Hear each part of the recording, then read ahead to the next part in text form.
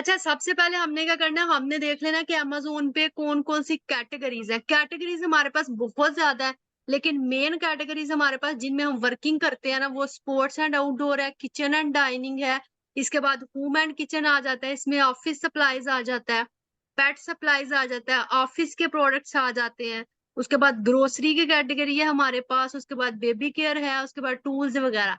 ये सारी कैटेगरीज़ ऐसी कैटेगरीज़ हैं जिनमें मेनली हम काम करते हैं। काम बाकी कैटेगरीज़ में भी कर सकते हैं, लेकिन ज़्यादातर जो है वो हम लोग इन कैटेगरीज़ पे फ़ोकस करते हैं। इन कैटेगरीज़ का मैंने आपको प्रैक्टिकली बताया था कि आपने जाके अमेज़न पे कहाँ चेक करना है। अभी हम इसको करते हैं क्लोज़, उसके बाद हम चलते हैं जी गूगल पे। गूगल पे जाके आप यहाँ पे ओपन कर लो amazon.com।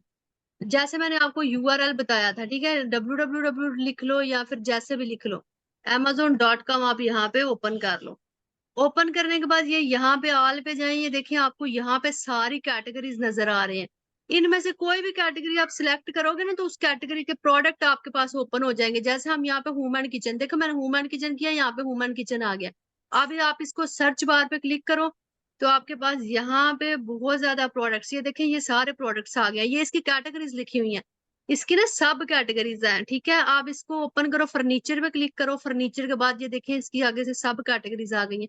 अब वो कह रहे हैं आपको फर्नीचर में क्या चाहिए, यानी एक मेन कैटेगरी होती है, फिर सब कैटेगरी, फिर उसकी सब कैटेगरीज, यानी ये हमने ज्यादातर जो है ना मेन कैटेगरी पे अपना फोकस रखना है कि मेन कैटेगरी हमारे पास क्या चीज है। उसके बाद दूसरी चीज हमारे पास क्या आ जाती है, दूसरी चीज हमारे पास आ जाती है जी, हमने मेनली देखना है कि आपके पास ब्रांड, डिस्ट्रीब्यूटर, होलसेलर और रिटेलर में क्या डिफरेंस है। सबसे पहले देखिए कोई भी हमारे पास प्रोडक्ट होता है ना, वो क्या होता है, उस प्रोडक्ट को सब पहला स्टेप जिससे उसे गुजारा जाता है, उसे मैन्युफैक्चर किया जाता है। ब्रांड तो ज़ाहिर है वो बाद में बनेगा, मैन्युफैक्चर किया जाता है, तो मैन्युफैक्चरर ब्रांड इटसेल्फ भी हो सकता है, ठीक है? मैन्युफैक्चरिंग का स्टेप सबसे पहले होता है। तो ब्रांड कोई भी प्रोडक्ट बनाता है ना, आप ये सपोज करो कि ब्रांड के पास सबसे कम प्राइस पे आपको प्रोडक्ट मिलेगा, आपको सबसे ज्यादा बेनिफिट होगा। ब्रांड अपना प्रोडक्ट देगा डिस्ट्रीब्यूटर को, अपना मार्जिन रख के, डिस्ट्रीब्यूटर अपना मार्जिन रख के प्रोडक्ट देगा होलसेलर को। होलसेलर क्या करेगा, आगे अपना मार्जिन रख के ये रिटेलर स्टोर जो होते हैं, जो हमारे पास फिजिकल रिटेल्स हैं, ठीक है? इनको फिजिकल मैं लफ्ज यूज करूँ, जब आप रिटेलर यूज करते हो तो आपके पास ये स्टोर ही आ जाते हैं। यहाँ पर मेनली आपके पास लिखा होगा रिटेलर किसको सेल करते हैं, कंज्यूमर्स को, हम लोगों को, कस्टमर्स को, ठीक है? होलसेलर किसको देते हैं, होलसेलर यहाँ से मैंने आपको बताया था रिटेलर्स को देते हैं। और डिस्ट्रीब्यूटर हमारे पास किसको सेल करते हैं जी, होलसेलर को।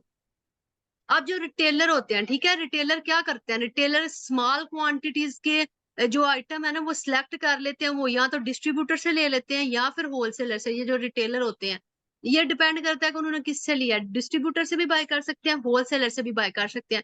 ये तीनों में, चारों में डिफरेंस मैंने आपको बता दिया, आपने ये डिफरेंस याद रखना है कि नेक्स्ट हम जब वर्किंग करेंगे तो इसमें हम किस प्रोसेस के तहत चलेंगे।